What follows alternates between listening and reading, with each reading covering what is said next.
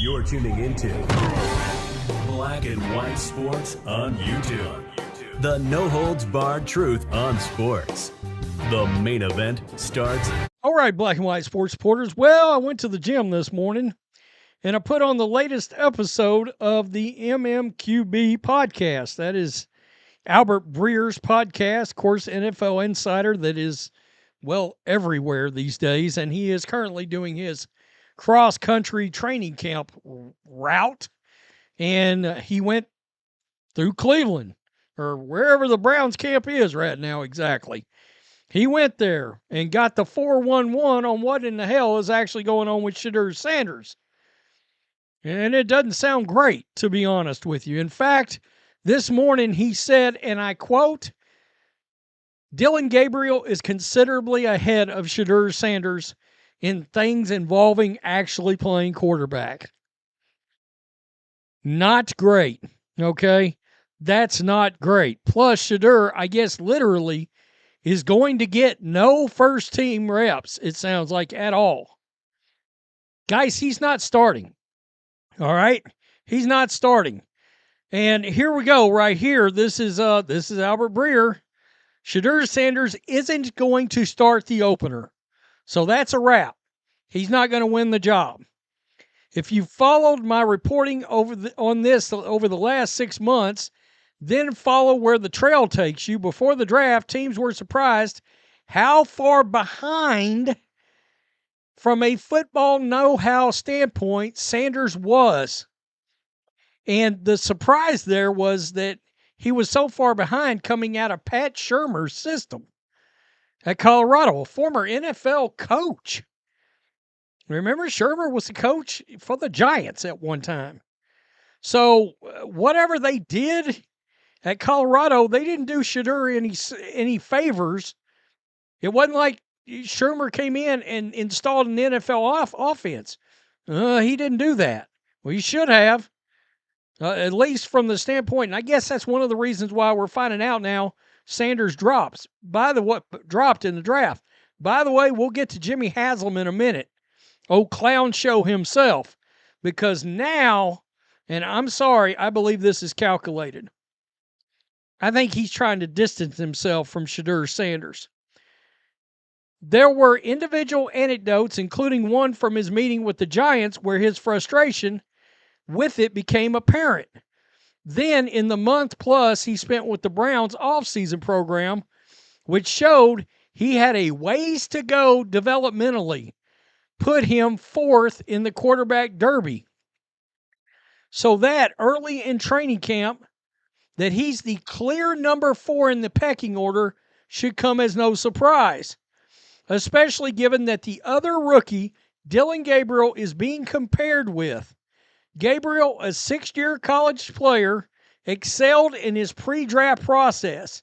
His football IQ and instincts for the position proved to be top-notch. The physical skill set was the question. Okay, here's the thing. If he's got a high football IQ and his instincts are good, Kevin Stefanski's going to love this guy. All right, he's going to love Dillon Gabriel. Most of the first-team reps, according to the reporters on the ground in Cleveland, were going to be Joe Flacco and Kenny Pickett before Pickett got nicked up over the weekend.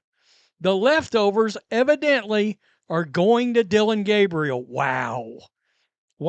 So I guess they didn't split them between Shedeur and Gabriel. All of Pickett's reps went to Gabriel. Uh-oh. The reality of the situation is the Browns don't have enough to work to go around to make this completely even competition.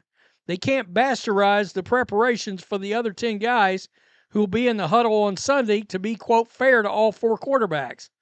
Thus, an uneven distribution, as I see it, was inevitable.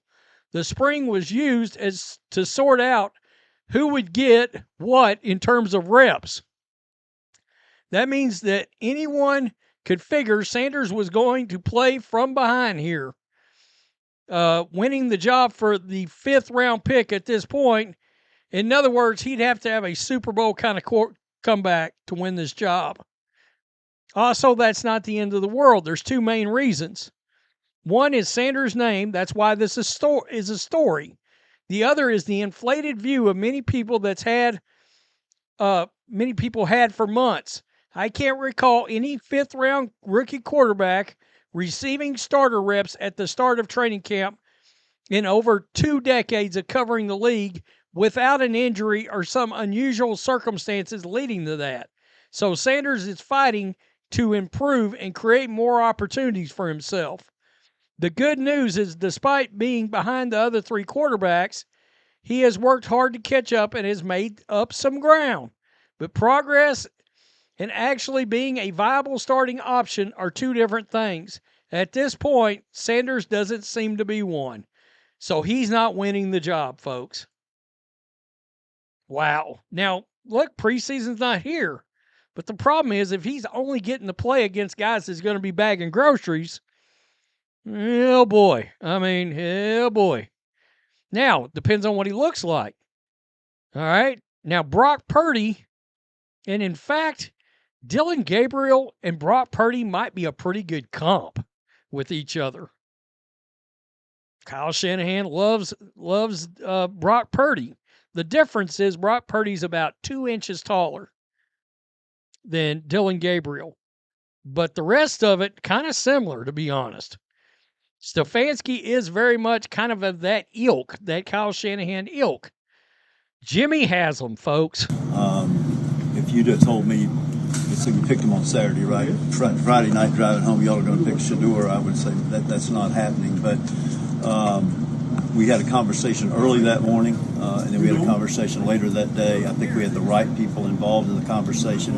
At the end of the day, that's Andrew Berry's call. Andrew made the call to pick Shedeur. Just like who's going to start or what play we're going to call is Kevin's call. But that's Andrew's call. He made the call. And you obviously. Okay, so he's saying he did not draft Shedeur Sanders. It was Andrew Berry's pick. Here's the problem with that, though. You'd have to be one hell of an idiot GM. You heard what he said. We all got together. We had a conversation. So, in other words, Jimmy probably said, I really like you, Shedeur Sanders, now. I really do. You know, he keeps dropping. You know. Well, as a member of management that makes decisions like Andrew Berry and the head coach Kevin Stefanski, that's your way of saying, you get a chance, you need to draft this sumbitch. I mean, I'm just being real. Because if you don't draft him, and you've heard your owner say, yeah, you know, I really like this guy, blah, blah, blah, any of that, he goes on to play somewhere else and turns into something, you're fired. You're fired. You're done. And you may be fired anyway because you're going to be on the owner's shit list. Did you see that? You know, the Steelers grabbed Shedeur in the 6th. I'm just using that. I'm just pointing that out as an example. You know, Ravens drafted somebody in the division. I don't know. And then our another team owner, Jerry Jones, takes him. Jerry and Jimmy, maybe they're talking all the time. And Jerry's on the phone with Jimmy, talking about, you know, this Shedeur Sanders, this son of a bitch he can sure play. You know, Jimmy Haslam hangs up the phone mad as hell. Well, he's going to be giving Andrew Berry the fuzzy eyeball. That's a thing. All this stuff I'm talking about happens, folks. It happens. That's why, I'm sorry, the Giants, if I hear, you know, Joe Shane, remember Hard Knocks? That stressing, you know, I don't really want to see Saquon Barkley in another uniform, blah, blah, blah. I mean, there ain't no way Saquon Barkley leaves the Giant building. He gets away if I'm Joe Shane. Because we've heard what John Mara said. This is it. And part of that goes back to that. That's an owner that's getting involved too much. We all got together and we had a conversation. I mean, okay. And now he's passing the buck because, well, he's the owner. He can do that. I don't believe that. I don't. I think it was his pick. There. Reckless speculation. Tell me what you think. It sounds like Shedeur is, he ain't starting. Can he win job number 2? I don't know. I did a video, 2 weeks ago where it was said that Stefanski really likes Dylan Gabriel. Shedeur's looking like the third guy. Peace. I'm out. Till next time. Before we jump in, make sure you go to our merch store, our Make Basketball Great Again shirt, and our newest shirt that just came out. Both shirts are brand new. The American Flag Skull Fever Enforcer shirt. And use promo code CC22 for 20% off. Thanks for watching the show. Be sure to like, comment, and subscribe. Be sure to tune in next time on Black and White Sports.